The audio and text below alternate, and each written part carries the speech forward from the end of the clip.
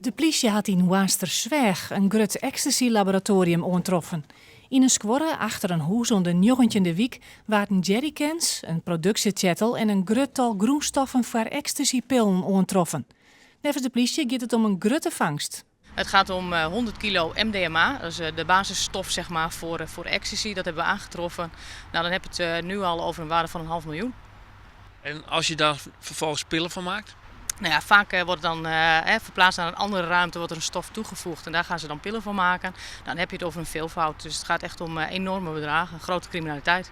Miljoenen? Ja, dat gaat echt over grof geld, ja. Het bad haast nooit dat in Noord-Nederland een ecstasy-laboratorium vonden wordt.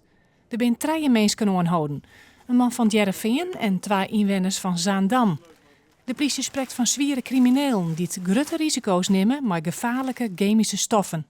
Eigenlijk alleen al zo'n laboratorium in het productieproces kan al heel gevaarlijk zijn. Ook qua stoffen die vrijkomen. Maar zeker ook zo'n grote hoeveelheid chemische stoffen waar ze mee werken. Ja, is gewoon heel gevaarlijk. Daar kan van alles mee gebeuren. En nou ja, gelukkig is dit een wat afgelegen gebied, heb ik begrepen.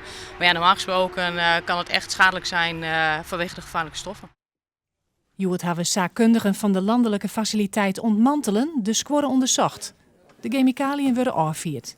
De politie sluit net uit dat er nog meer verdachten aangehouden worden. Het gaat dus om groot geld, dus ja, vaak zit er toch wel een heel crimineel netwerk achter. Ja, want er is ook een vuurwapen aangetroffen.